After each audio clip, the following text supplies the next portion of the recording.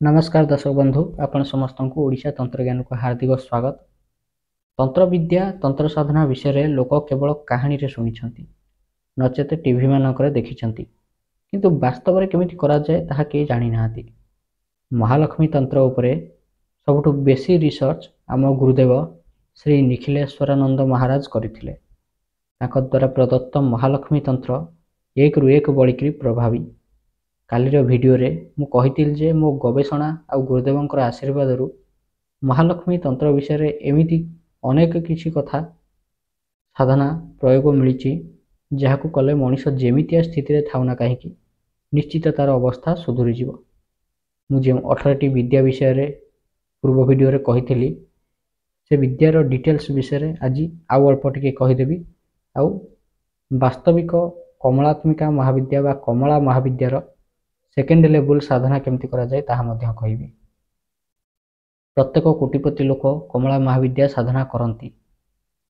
आपण जिते प्रकार फिल्म इंडस्ट्री देखुछंती जो माने अभिनय करूछंती अभिनेता अभिनेत्री समस्ते प्राय कमला महाविद्या साधना करती। आउ नटी जखिणी साधना करती। एटा होची रियलिटी। आपण याकू मानंतु अबा न मानंतु विश्वास करंतु अथवा न करंतु। महाविद्यार कमला होउछंती तांत्रिक लक्ष्मी। तंत्र क्रिया करूथिबा तांत्रिक मानकर महालक्ष्मी होउछंती कमला। महालक्ष्मींकर हजार हजार स्वरूप अछि। ता भितरु किछि साधना एमिति अछि जहा अति गुप्त आ गोपनीय। ताकू करिबा समय रे केही देखिबेनी। अर्धरात्रि रे तांत्रिक महालक्ष्मी तंत्र पूजा करा जाए। उभय वामाचार आ दक्षिणाचार महालक्ष्मी तंत्र पूजा करा जाए। महालक्ष्मी तंत्र साधना करने पूर्व यार केतक नियम अच्छी से गुप्त नियम कहीदे। प्रथम नियम हूँ एकदम पूर्ण सूची अवस्था रहा पड़ो। पूर्ण ब्रह्मचर्या पालन करने को पड़ो। जो लुगा थरे पिंधि जो लुगा थरे पिंधिक पूजा करेंगे द्वितीय थर व्यवहार करें ना। जदि द्वितीय थर व्यवहार करेंगे तेज भलरे सफा करने को पड़ो। आउ कौन नियम अच्छी कहा सह झगड़ा करें कहार निंदा करें कहारी प्रशंसा करें कहाठारु दान नेबेनी नख केश कटेबेनी प्रत्येक दिन मुंड धोईक गाधेबे कुश बिछणार शोबे एकांत गोटे रूम भितर रे क्या सह बेसी कथबार्ता करें मोबाइल किंबा टीवी व्यवहार करें यथा संभव मंत्र जप करेंगे प्रत्येक थर शौच हवा पर गाधेबे साधना अवधि भितर प्रत्येक दिन किछि भोजन दान करेंगे मंत्र जप जेतिकी करेंगे तार दशांश होम करेंगे। महालक्ष्मी तंत्र रे व्यवहार होउथिबा मंत्र पई आंब ओस्त किंबा बेल गछर काठ व्यवहार करा जाए आहुति पाइका। ये जो आहुति पई व्यवहार करा जाए काठ ताकू समिध बोली कहा जाए। जो सामग्री रे आहुति दिया जाए ताकू हव्य कहा जाए। एथिरे हव्य स्वरूप रे साकल्य खीरी पद्म मंजी पद्म फूल किंबा गुआ घी व्यवहार करा जाई पारे। जदि पद्म मंजी को गुआ घी रे बुड़ेकी महालक्ष्मी मंत्र रे आहुति दिया जाए तेबे सबुठु बेसी इफेक्टिव रिजल्ट मिले। महालक्ष्मी तंत्र साधना अनेक प्रकार वस्त्र उपरे करा जाए जेमिति कि सियार सिंगी हाथ जोड़ी लघु नारिकेल एकाखी नारिकेल मोती शंख दक्षिणावर्ती शंख स्वर्ण शंख ऐश्वर्य शंख स्वर्ण खप्पर श्री जंत्र कनकधारा जंत्र महालक्ष्मी जंत्र कमला महाजंत्र ह्रीम जंत्र स्वर्णाकर्षण भैरव गुटिका तंत्रोक्त फल गोमती चक्र मंगल कलश कुबेर शंख कुबेर जंत्र कल्प फल हिरण्या नर्मदेश्वर शिवलिंग स्फटिक शिवलिंग मुंगा माला स्फटिक माला पद्म मंजीर माला एमती शह शह सामग्री व्यवहार करा जाए। महालक्ष्मी तंत्र पई अनेक साधना पई अनेक सामग्री व्यवहार करा जाए। विभिन्न प्रकार मंत्र अच्छी माँ लक्ष्मींकर प्रत्येक मंत्र पई अलग अलग सामग्री व्यवहार करा जाए। किंतु मो रिसर्च अनुसार जो 18टी साधना अच्छी ये 18टी साधना पई बहुत कम सामग्री आवश्यक हुए किंतु सबू सामग्री सिद्ध होइथिबा आवश्यक। ये 18टी साधना विषय में अल्प अल्प कहीदे। ये साधना को गोटे क्रम करने को पड़े। ये 18टी साधना कौन ଗୋମତୀ ଚକ୍ର ଦୁର୍ଭାଗ୍ୟ ନାଶ ସାଧନା, ସୌଭାଗ୍ୟ ଲକ୍ଷ୍ମୀ ସାଧନା, ଅଘୋରେଶ୍ୱରୀ ସାଧନା, ରୁଦ୍ରାକ୍ଷ ଲକ୍ଷ୍ମୀ ସିଦ୍ଧି ସାଧନା, ଗୌରୀଶଙ୍କର ସିଦ୍ଧି ସାଧନା, ଦାରିଦ୍ର୍ୟ ଦହନ ଶିବ ପ୍ରୟୋଗ, ମହାକମଳିନୀ କଳ୍ପ ପ୍ରୟୋଗ, ଅଷ୍ଟଲକ୍ଷ୍ମୀ ସାଧନା, ମହାଲକ୍ଷ୍ମୀ ସାଧନା, ସହସ୍ରଲକ୍ଷ୍ମୀ ସାଧନା, ଇନ୍ଦ୍ରକୃତ ସହସ୍ର ଲକ୍ଷ୍ମୀ ସାଧନା, ଘଣ୍ଟାକର୍ଣ୍ଣ ସାଧନା, ଉଚ୍ଛିଷ୍ଟ ଚାଣ୍ଡାଳିନୀ ସାଧନା, କମଳା ମହାବିଦ୍ୟା ସାଧନା। ଏମିତି ଆହୁରି ଅନେକ ସାଧନା ରହିଛି ଯାହାକୁ କରିବା ଦ୍ୱାରା ଗୋଟେ ବର୍ଷ ଭିତରେ ପୂର୍ଣ୍ଣ ଆର୍ଥିକ ସମ୍ପନ୍ନତା ପ୍ରାପ୍ତି ହେଇଯିବ। କିନ୍ତୁ ଆଜି ଜାଣିବା କମଳା ମହାବିଦ୍ୟା ସାଧନା ବିଷୟରେ। ଅନେକ ଲୋକ ତାରା ମହାବିଦ୍ୟାଙ୍କୁ ତାନ୍ତ୍ରିକ ମହାଲକ୍ଷ୍ମୀ ବୋଲି କୁହନ୍ତି, କିନ୍ତୁ ଏକଥା ସତ ନୁହେଁ। ଏକଥା ହେଉଛି ଅଧା ସତ। ତାନ୍ତ୍ରିକ ମାନଙ୍କର ମହାଲକ୍ଷ୍ମୀ ହେଉଛନ୍ତି ମାତା କମଳା। ମହାବିଦ୍ୟା କ୍ରମର ଆରମ୍ଭ କାଳୀଙ୍କ ଠାରୁ ହୁଏ ଆଉ କମଳାଙ୍କ ପାଖରେ ଶେଷ ହୁଏ। ମା କାଳୀ ଶୂନ୍ୟର ପ୍ରତୀକ। ଦେଖିବେ ଆପଣ ପ୍ରାୟ ମା କାଳୀଙ୍କର ସାଧକ ଭାରି ଜ୍ଞାନୀ, ପ୍ରଚଣ୍ଡ ଜ୍ଞାନୀ।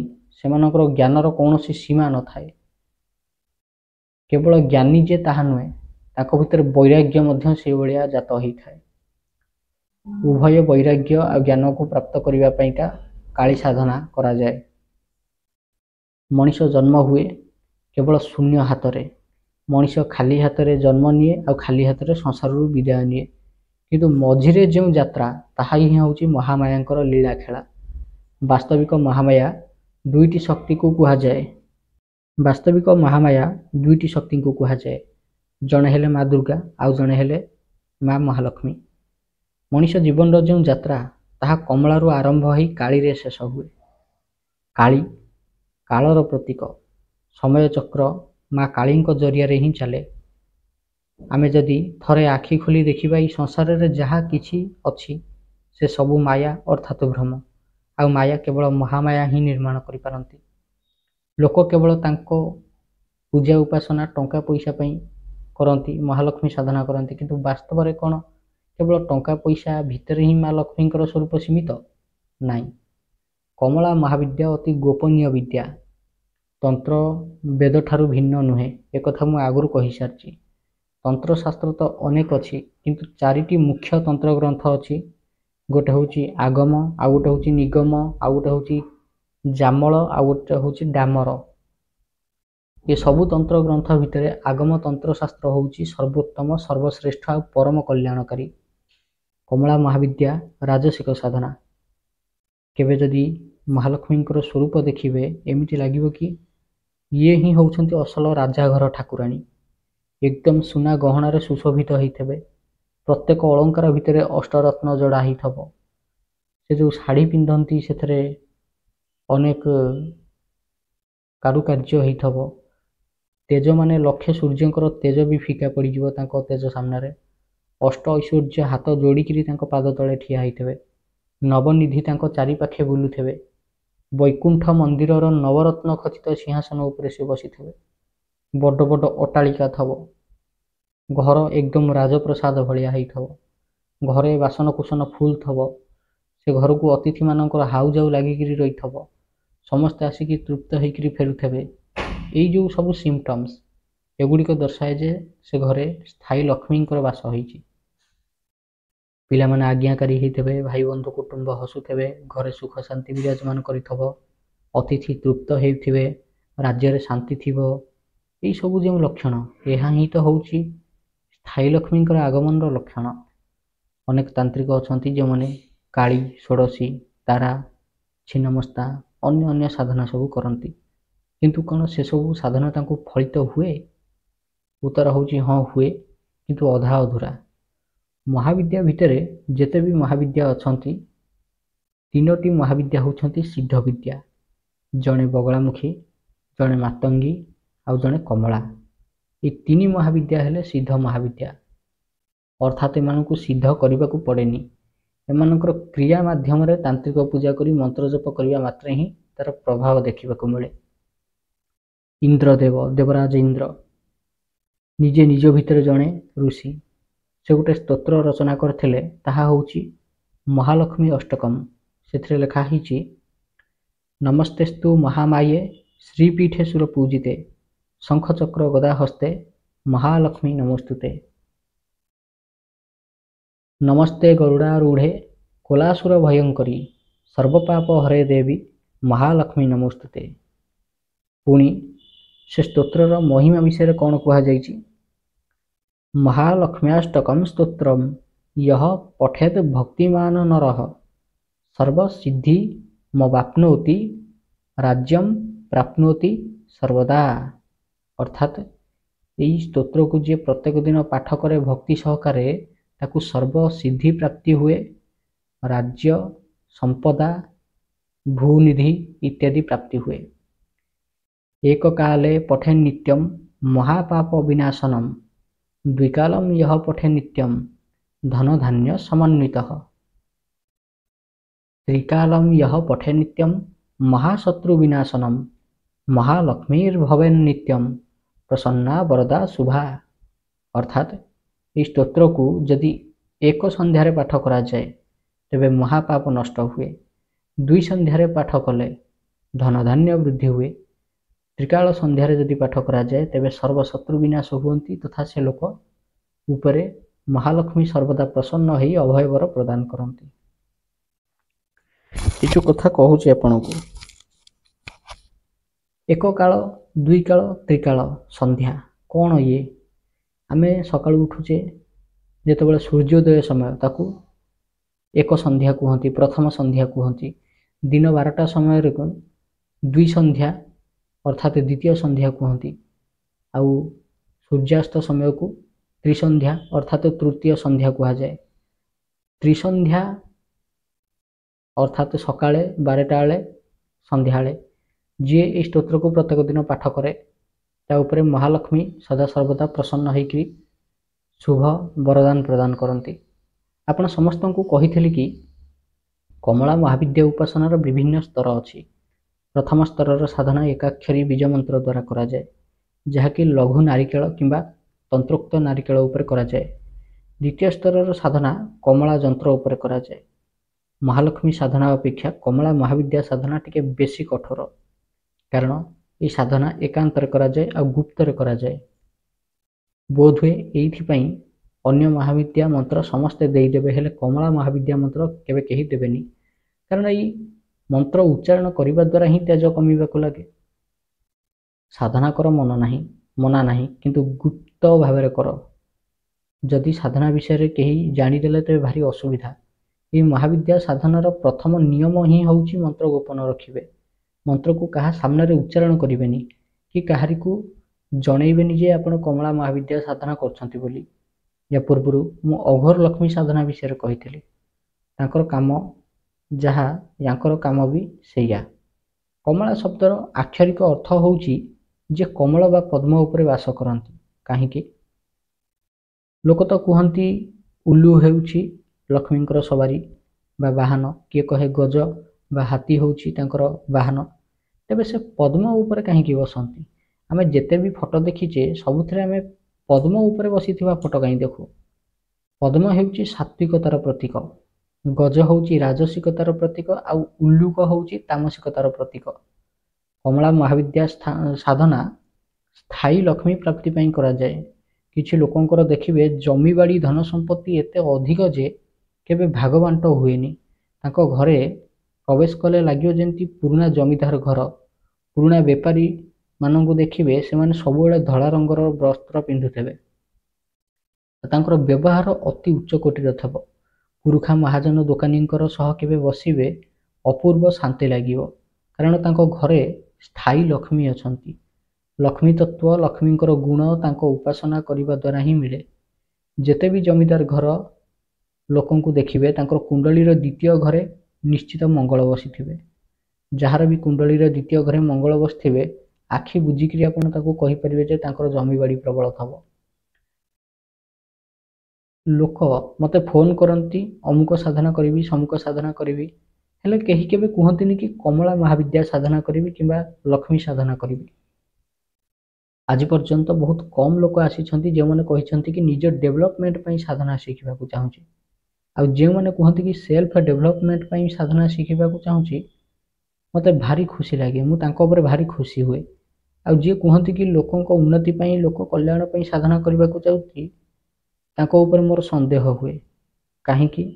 ଆରେ ଯିଏ ନିଜେ ନିଜର କଲ୍ୟାଣ କରିପାରୁନି ସେ ଅନ୍ୟର କଲ୍ୟାଣ କ'ଣ କରିବ? ଛାଡ଼ ସେ କଥା। ଏବେ ଆସିବା କମଳା ମହାବିଦ୍ୟା ସାଧନା ଉପରକୁ।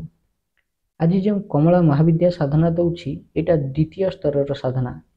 ଏଥିରେ ଯେଉଁ ପ୍ରମୁଖ ଯନ୍ତ୍ର ଲାଗେ ତାକୁ କୁହାଯାଏ କମଳା ଯନ୍ତ୍ର, ଆଉ ଯେଉଁ ମାଳା ବ୍ୟବହାର କରାଯାଏ ତାକୁ କୁହାଯାଏ ପଦ୍ମବୀଜର ମାଳା। ଏଥିରେ କ'ଣ କ'ଣ ସାମଗ୍ରୀ ରହିବ? କମଳା ଯନ୍ତ୍ର ରହିବ, ପଦ୍ମବୀଜ ମାଳା ରହିବ, ଜାଫ୍ରାନ୍ କେଶର ରହିବ, ଅଷ୍ଟଗନ୍ଧ ଚନ୍ଦନ ରହିବ, ଧୂପ ଗୁଆ ଘିଅର ଦୀପ ଆଉ ନୈବେଦ୍ୟ ରହିବ। ନୈବେଦ୍ୟରେ ଆପଣ ଯାହା କିଛି ଫଳ ଦେବାକୁ ଚାହିଁବେ ଦେଇପାରିବେ, ମିଶ୍ରି ଦେବାକୁ ଚାହିଁବେ ଦେଇପାରିବେ, ଗୁଡ଼ ତିଆରି ମୁଆଁ ଦେବାକୁ ଚାହିଁବେ ଦେଇପାରିବେ, କ୍ଷୀରି ପୁରୀ ପିଠା ମିଠା ଦେବା ପାଇଁ ଚାହିଁବେ ଦେଇପାରିବେ। ଗୋଟିଏ କଥା ଏଠି ସ୍ପଷ୍ଟ କରୁଛି, କମଳା ମହାବିଦ୍ୟା ସାଧନା କରିଥିବା ମଣିଷ କୋଟିପତି ହେଇଯାଇପାରେ, ଏଇଟା ଅସମ୍ଭବ କିଛି ନୁହଁ। କିନ୍ତୁ ସାଧକ ନିଜର ପରିଶ୍ରମ ବି ସେଇଭଳି ରେଞ୍ଜର ଦେବା ଆବଶ୍ୟକ। ଆପଣ ମହାବିଦ୍ୟା କ୍ରମରେ ଦେଖିବେ ମହାକାଳୀ ମହାବିଦ୍ୟା ଉପରେ ସବୁଠୁ ବେଶୀ ତଥ୍ୟ ମିଳିଯିବ, କିନ୍ତୁ ଧୂମାବତୀ ମହାବିଦ୍ୟା ପରେ ପରେ ଆଉ ଆପଣଙ୍କୁ ବେଶୀ ଇନଫର୍ମେସନ୍ ମିଳିବନି, କାରଣ ସାଧକଙ୍କର ସେତିକି ଯୋଗ୍ୟତା ନଥାଏ ଯେ ସେ କମଳା ମହାବିଦ୍ୟା ପର୍ଯ୍ୟନ୍ତ ଆସିପାରିବେ। କିନ୍ତୁ ଯୋଗ୍ୟ ଲୋକଙ୍କର ମଧ୍ୟ କମି ନାହିଁ। ଆମ ଗୁରୁଦେବ 10 ମହାବିଦ୍ୟା ସାଧନା କରିଛନ୍ତି, ତାଙ୍କ ପାଖରେ 108 ସିଦ୍ଧି ଅଛି। ଆଉ ଆପଣ ଦେଖନ୍ତୁ ଅମ୍ବାନୀକି ଦେଖନ୍ତୁ, ଆଦାନୀକି ଦେଖନ୍ତୁ, ଏମାନେ ସମସ୍ତେ ପ୍ରାୟ କମଳା ମହାବିଦ୍ୟା ସାଧନା କରନ୍ତି। ଆମର ରତ୍ନ ଟାଟା ମରିଗଲେ, ଚାଲିଗଲେ, ତାଙ୍କର ଦେହାନ୍ତ ହେଇଗଲା। କିଛି କାହାଣୀ ଏଭଳିଆ ବି ଅଛି, କୁହାଯାଏ ଯେ ତାଙ୍କର ପୂର୍ବପୁରୁଷ ଯିଏ ସେମାନେ ମା ଲକ୍ଷ୍ମୀଙ୍କି ପ୍ରସନ୍ନ କରିକିରି ତାଙ୍କ ଘରେ ସ୍ଥାୟୀ କରିଦେଇଥିଲେ ଆଉ ତାଙ୍କୁ ବାନ୍ଧି ଦେଇଥିଲେ, ଯାହା ଫଳରେ ତାଙ୍କ ଘରେ ଧନ ସମ୍ପଦ ସବୁ ବୃଦ୍ଧି ହେଲା ସତ। କିଛି ଲୋକ କହନ୍ତି ତାଙ୍କ ପୂର୍ବପୁରୁଷ, ଆଉ କିଛି ଲୋକ କହନ୍ତି ସେ ନିଜେ। ଛାଡ଼ନ୍ତୁ, ସିଏ ସବୁ ଗୋଟେ କଣ୍ଟ୍ରୋଭର୍ସିଆଲ ଟପିକ୍, କିନ୍ତୁ ଏତିକି କଥା ସ୍ପଷ୍ଟ ଯେ ତାଙ୍କ ଘରେ ମହାବିଦ୍ୟା କମଳାଙ୍କର ସାଧନା ଚାଲିଥିଲା, ସେ ନିଜେ ମଧ୍ୟ କରୁଥିଲେ। ଯଦି ଜଣେ ଡାଇରେକ୍ଟ କମଳା ମହାବିଦ୍ୟା ସାଧନା କରିବାକୁ ଚାହେଁ ତେବେ ନିହାତି କରିପାରିବ। ସାଧକଙ୍କର ଯୋଗ୍ୟତା ଉପରେ ନିର୍ଭର କରେ। କମଳା ମହାବିଦ୍ୟା ପର୍ଯ୍ୟନ୍ତ ଆସିବାଟା ବହୁତ କଷ୍ଟ, କିନ୍ତୁ ଯଦି ଜଣେ ଡାଇରେକ୍ଟ ନିଜେ ଚାହିଁବ କମଳା ମହାବିଦ୍ୟା ସାଧନା କରିବା ପାଇଁ ତେବେ ନିହାତି କରିପାରିବ, କିନ୍ତୁ ଗୁରୁଙ୍କର ସାନ୍ନିଧ୍ୟରେ। କାହିଁକି? କାରଣ ଆପଣ ସମସ୍ତେ ଜାଣିଛନ୍ତି ଯେ କମଳା ହେଉଛନ୍ତି ଚଞ୍ଚଳା। ତାଙ୍କୁ ସ୍ଥିର କରିପାରିବାର, ତାଙ୍କୁ ବାନ୍ଧି ପାରିବାର ବିଦ୍ୟା, ତାଙ୍କୁ କିଳିତ କରିବାର ବିଦ୍ୟା ବି ଆପଣଙ୍କୁ ଜଣାଥିବା ଆବଶ୍ୟକ। ତାଙ୍କୁ ସମ୍ମୋହିତ କରିବାର ବିଦ୍ୟା ବି ସାଧକକୁ ଜଣାଥିବା ଆବଶ୍ୟକ। ଆଉ ଏସବୁ ବିଦ୍ୟା କେବଳ ଗୁରୁ ହିଁ ନିଜ ଶିଷ୍ୟକୁ ଶିଖାନ୍ତି। ଆମ ଗୁରୁଦେବ ଯେମିତି ଆମକୁ ମୁକ୍ତ ହସ୍ତରେ ମହାଲକ୍ଷ୍ମୀ ତନ୍ତ୍ର ବିଦ୍ୟାକୁ ଦେଇଛନ୍ତି, ଆମର ବି ଉତ୍ତରଦାୟିତ୍ୱ ଏଇଆ ଯେ ତାକୁ ଆଗାମୀ ପିଢ଼ିକି ଦେବା। ଆଉ ଯେଉଁମାନେ ମୋ ପାଖକୁ ଆସିଛନ୍ତି, ଯେଉଁମାନେ ମୋତେ ଗୁରୁ ବୋଲି ଭାବନ୍ତି, ସେମାନଙ୍କୁ ଗୋଟେ ସାଧନା ସମ୍ପନ୍ନ କରିଛି, ତାକୁ କୁହନ୍ତି ଅଘୋରେଶ୍ୱରୀ ମହାଭୈରବୀ ସାଧନା। ସେଇ ବିଦ୍ୟା ଦ୍ୱାରା ହିଁ ୟାଙ୍କୁ ସମ୍ମୋହିତ କରାଯାଏ, ଚେଟକ ଦ୍ୱାରା ପ୍ରସନ୍ନ କରାଯାଏ, କମଳା ମନ୍ତ୍ରରେ ଆବାହନ କରାଯାଏ, ଦକ୍ଷିଣବର୍ତ୍ତୀ ଶଙ୍ଖ ଉପରେ ମହାକମଳିନୀ କଳ୍ପ ପ୍ରୟୋଗ କରିକିରି ସ୍ଥିର କରାଯାଏ, ତାଙ୍କୁ ହାଣ୍ଡି କିମ୍ବା ପେଡ଼ି ଭିତରେ ଆବଦ୍ଧ କରାଯାଏ, ଆଉ ଶେଷରେ କିଳନ କରାଯାଏ। ଏସବୁ ବିଦ୍ୟା ପ୍ରୟୋଗ ପରେ ସାଧକ ହାତ କେବେ ଖାଲି ରୁହେନି। ଯେବେ ଯେବେ ସେ ଇଚ୍ଛା କରିବ ତୁରନ୍ତ ତା ପାଖକୁ ପଇସା ଆସିବ, ଅନାୟାସ ତାକୁ ତା ଜୀବନରେ ସୁନା ଗହଣା ଧନ ସମ୍ପତ୍ତି ପ୍ରାପ୍ତି ହେଇ ଚାଲିବ। ସେମାନେ ବହୁତ ଭାଗ୍ୟବାନ ଥିଲେ ଯେଉଁମାନଙ୍କୁ ମହାକମଳିନୀ କଳ୍ପ ପ୍ରୟୋଗ ଦେଇଛି, ଆଉ ସେମାନେ ସେ ପ୍ରୟୋଗ କରିବା ପରେ ତାଙ୍କର ସ୍ଥିତି ନିଶ୍ଚିତ ବଦଳିଛି। ମାନୁଛି ସେମାନେ କୋଟିପତି ହେଇଯାଇ ନାହାନ୍ତି, କିନ୍ତୁ ଖର୍ଚ୍ଚ ହେଇଯାଉଥିବା ପଇସା କେମିତି ରହିବାକୁ ଲାଗେ ତାର ଅନୁଭବ ସେମାନେ କରିଛନ୍ତି। ମୁଁ ଚାହେଁ ମୋର ପ୍ରତ୍ୟେକ ଶିଷ୍ୟମାନଙ୍କୁ ଏହି ସାଧନା ସମ୍ପନ୍ନ କରାଇବା ପାଇଁ, କିନ୍ତୁ ମୁଁ ବି କ'ଣ କରିବି, ସେମାନଙ୍କ ଭାଗ୍ୟରେ ହିଁ ନାହିଁ। ବିଦ୍ୟା ଗୋଟେ ଜିନିଷ ଭାଗ୍ୟରେ ଥିବା ଆବଶ୍ୟକ। ଛାଡ଼ନ୍ତୁ, ଏବେ ଆସିବା କମଳା ମହାବିଦ୍ୟା ସାଧନା ଉପରକୁ। କମଳା ମହାବିଦ୍ୟାଙ୍କର 3ଟି ମୁଖ୍ୟ ସିଦ୍ଧ ମନ୍ତ୍ର ଅଛି, ଅର୍ଥାତ୍ ଏଇ ଯେଉଁ 3ଟାକ ମନ୍ତ୍ର ୟାକୁ ସିଦ୍ଧ କରିବାକୁ ପଡ଼େନି, ଏଇ ମନ୍ତ୍ର ଜପ ମାତ୍ରେ ହିଁ ଡାଇରେକ୍ଟ କାମ କରେ।